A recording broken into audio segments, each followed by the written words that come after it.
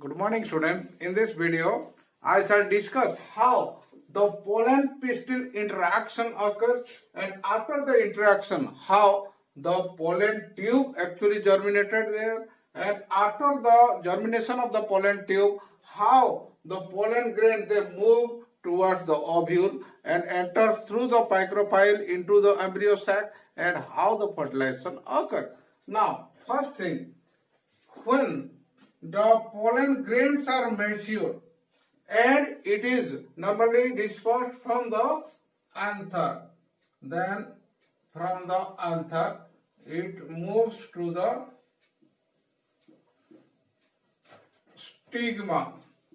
Now, in a particular stigma, there are number of pollen grains which fall. Actually, when the pollinator they move from one flower to another flower, number of pollen grains of different species they are actually coming in contact with here, and different pollen grains of different species they are falling here. But question arises how these pollen grains of same species are recognized by the stigma of that particular flower. Now here what happened in the stigma and the pollen, there is a reaction that is called pollen pistil interaction, and during this interaction there are some specific proteins molecule which are present in the particular pollen and in the particular stigma, because in the same species same chemical substances are present, that means same proteins are present. If the protein molecules are actually similar, then this pistil or this stigma it actually recognize that particular pollen. And when the first condition is that when the stigma is in receptive condition, receptive means when it is in matured condition and it is ready to receive the pollen, then only the pollination will be successful. Now when the pollen falls here and it is recognized that the pollen of the same species by the particular protein interaction, so if these chemicals are similar, then only it is of same species. After that, next important thing is that when the pollen become compatible, that means when the pollen is of same species, and second condition, when the stigma is in receptive condition, then only the next important event, that is the germination of the pollen tube will start here. Suppose there are number of pollen grains, but out of this only one pollen grain it actually proceed first, and this pollen tube is germinated here. And this pollen tube normally moves in a chemotropic manner. So that is why it is the chemotropic movement, because normally the sugar substances are more when it is in the receptive condition or when it is mature. Then it moves through the style. This is the style part, and it moves through the style, and this pollen tube proceeds in this way, and this movement is determined by the particular chemical, that is the sugar substances. And when the pollen tube actually proceeds in this way and reaches to the ovule and through the micropyle here, and what happens actually, the nuclei which are present there, these are two types of nuclei, because the vegetative cell and generative cells are there, and in the vegetative cell that is the tube nucleus, this is the tube nucleus is there, and the generative nucleus now divided into two. What happens? This generative nucleus now enters here through the micropyle into the ovule.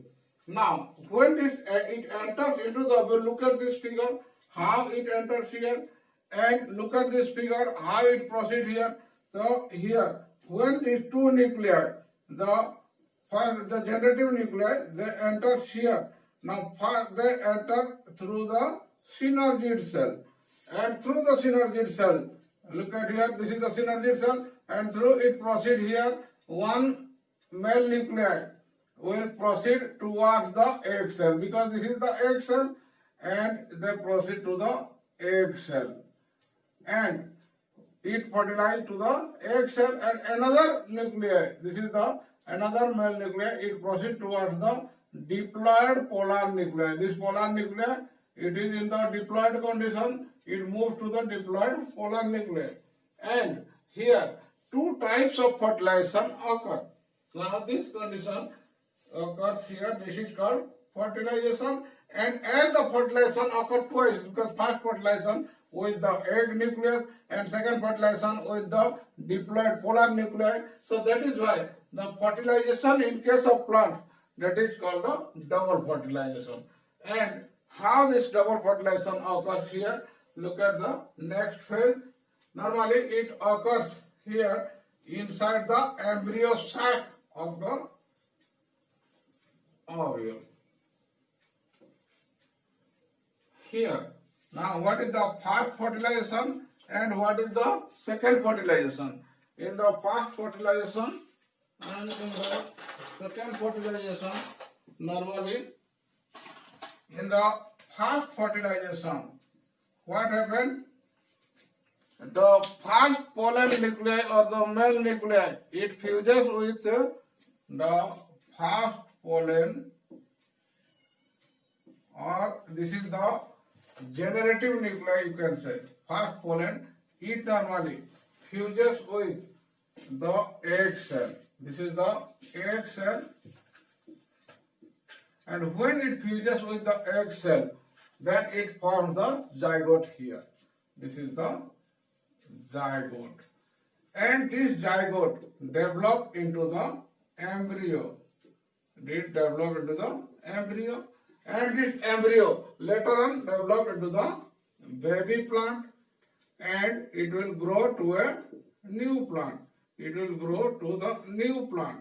So this fertilization, this is the first fertilization, or it is, you can say, the generative fertilization, or in this process, what happens? The zygote is formed, and zygote is having diploid condition, it is true, and because the pollen is having only N or haploid condition, egg cell is haploid condition, but the two haploid nuclei, when they fuse together, they form the zygote, and this is a diploid nuclei. So this fertilization, which occurs here inside the egg cell, and that is why this is called first fertilization. And after that, the second pollen or the second pollen nucleus, it moves here, and second pollen directly moves to the central cell. Look at here, it moves to the central cell, and when it goes to the central cell, it fuses with the diploid polar nuclei which was present there. So that is why this is the second fertilization. And in second fertilization, what happens? The second pollen nucleus normally fuse with the diploid polar cell. In the diploid polar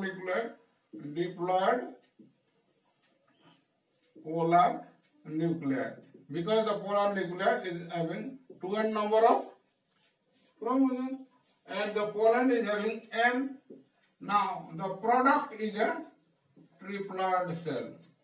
This is the triploid cell.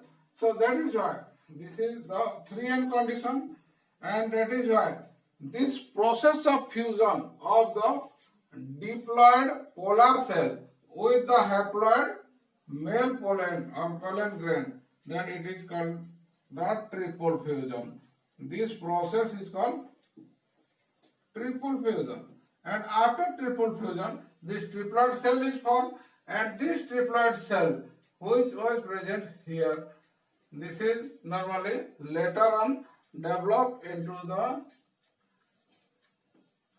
endosperm nucleus. This is from the endosperm nucleus, or it is called primary endosperm nucleus, or PEN. And this primary endosperm nucleus, it is having in the triploid condition, and after that this nucleus when enclosed with the central cell which is present here, and inside the central cell now this triple cell is formed, that is called primary endosperm